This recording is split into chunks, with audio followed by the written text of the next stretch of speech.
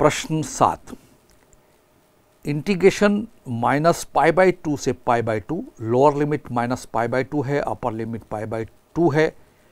Function है cos x upon 1 plus e raise to x d x का मान ज्ञात कीजिए। तो इसमें हमें डेफिनेट इंटीग्रेशन के कुछ रूल हैं, लिमिट को हम तोड़ सकते हैं। Integration a to b f x d x is equal to a to c f x d x plus c to b f x d x, इस प्रगुण पर आधारित ये प्रश्न हम हल कर सकते हैं। बच्चों, क्वेश्चन नंबर 7 पर आप ध्यान दीजिए। क्वेश्चन 7 क्वेश्चन ये है कि मूल्यांकित कीजिए इंटीग्रेशन माइनस पाई बाई 2 से पाई बाई 2 और cos of x upon 1 plus e raise to x d x. ये सवाल है, इसका हमें मान निकालना है, मूल्यांकित करना है।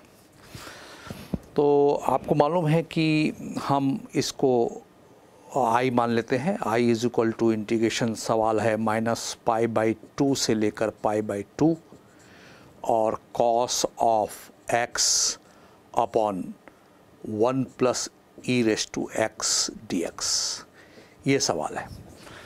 तो बच्चों, अब आप ध्यान से प्रश्न को देखिए कि इसमें क्या किया जाए, कौन से प्रगुण का इस्तेमाल किया जाए।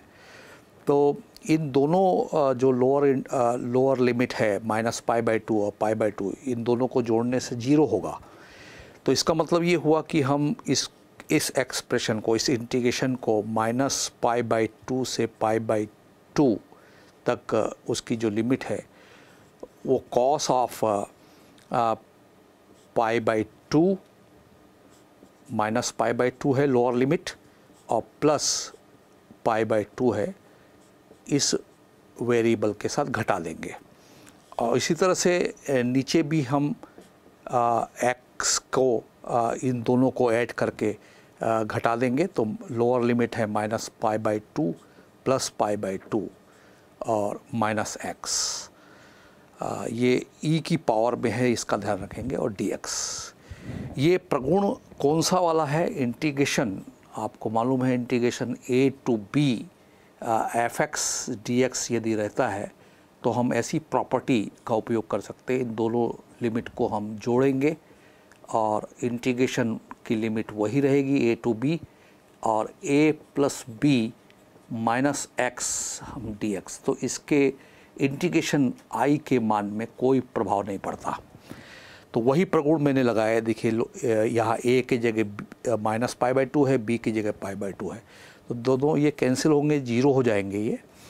तो इस एक्सप्रेशन को और इंटीग्रेशन को हम आगे बढ़ा रहे हैं। तो इंटीग्रेशन की लिमिट अभी भी वही है माइनस पाई बाई 2 से पाई बाई 2 और कॉस ऑफ माइनस एक्स, ये तो 0 हो गया, upon 1 plus e raise to minus x d x. तो कुल मिला के ये इस प्रॉपर्टी का उपयोग हमने किया है, दोनों लिमिट को जोड़ दिया है और घटाकर ये एक्सप्रेशन हमको मिला। और इसको थोड़ा सा हम और आगे बढ़ाएं तो माइनस पाई बाई 2 से पाई बाई 2 लोअर लिमिट है, अपर लिमिट है, और cos of minus x cos x ही होगा, और ये 1 plus 1 upon e raise to x d x हो जाएगा। अब थोड़ा सा हम और इस जो दिए गए इंटीग्रेशन को हम इक्वेशन 1 मान लेते हैं। जो आएगा अभी हम उसको देखते हैं क्या एक्सप्रेशन आता है। i इज इक्वल टू, ये लघुत्तम ई रेस टू एक्स ही आएगा, वो पलट भी जाएगा। तो इंटीग्रेशन की लिमिट वही रहेगी माइनस पाई बाई 2 से pi by 2 e raise to x cos x upon e raise to x plus 1 d x. ये हमको इक्वेशन नंबर 2 मिला। अब आप ध्यान से देखिए कि इंटीग्रेशन में दोनों लिमिट को हमने जोड़कर किस प्रकार का एक्सप्रेशन प्राप्त किया? नंबर 2 प्राप्त किया है, इस प्रगुण की सहायता से, इस प्रॉपर्टी की सहायता से। तो हम इक्वेशन नंबर 1, समीकरण नंबर 1 और 2 इक्वेशन नंबर 2, दोनों को हम जोड़ कर देखते हैं क्या इसमें सरलता आती है। तो हम देख रहे हैं कि i प्लस आई यानी ये 2i होगा, और यदि मैं इसको नोट करता हूँ तो -π/2 से π/2 लिमिट सेम है, इक्वेशन नंबर 2 की भी वही है। और cos x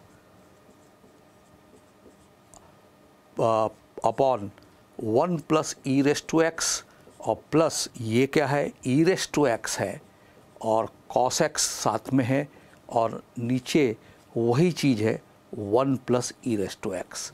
E raise to x plus 1 को हमने 1 plus e raise to x लिख दिया है, और ये इंटीग्रेशन इस तरह से जुड़कर मिला। ये समीकरण नंबर 1 और 2 को जोड़ने से बच्चों हमको मिला। तो कैलकुलेशन को हम आगे बढ़ाते हैं। तो एक्सप्रेशन कैलकुलेशन किस प्रकार का होगा, इंटीग्रेशन -π/2 से π/2, और ये एलसीएम उसका लघुत्तम वही आएगा 1 plus e raise to x, और cos x कॉमन दिख रहा है आपको, उसमें कॉमन है 1 plus e raise to x. तो आप देख रहे होंगे ध्यान से कि जो इंटीग्रेशन कॉम्प्लिकेटेड था, बहुत कॉम्प्लिकेटेड था, वो बहुत इजी हो गया। वो कैसे मिल गया, देखिए अभी भी ये लिमिट उसकी -π/2 से π/2 ही है, और हमको cos x dx ही मिल रहा है। तो बहुत आसान समाकलन हो गया। सामकल्य जो है, इंटीग्रेंट जो है cos x है।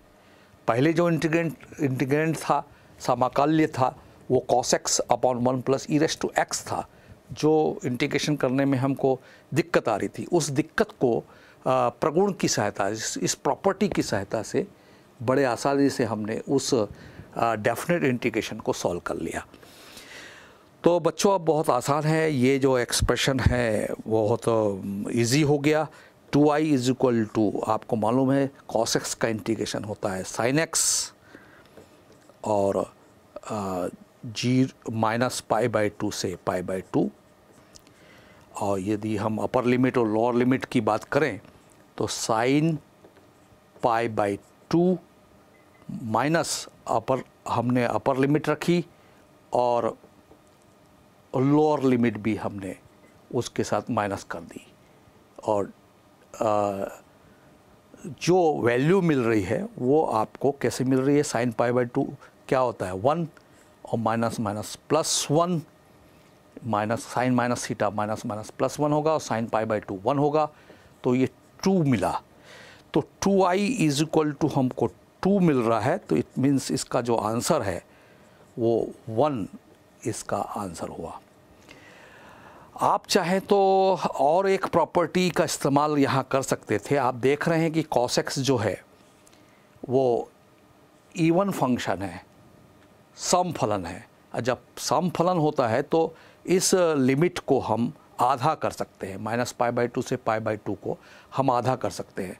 तो ये जो ट्वाइस ऑफ इंटीग्रेशन 0 से π/2 हो जाएगा, और ये cos x dx हो जाएगा, और उसको भी हम सॉल्व करेंगे तो हमको रिज़ल्ट 2 ही मिलेगा। तो आप चाहे तो ऐसा भी कर सकते हैं, या सीधा जो लिमिट मिल रही है वैसा सॉल्व कर सकते हैं। तो इसका आंसर फाइनली हमको 1 मिल रहा है।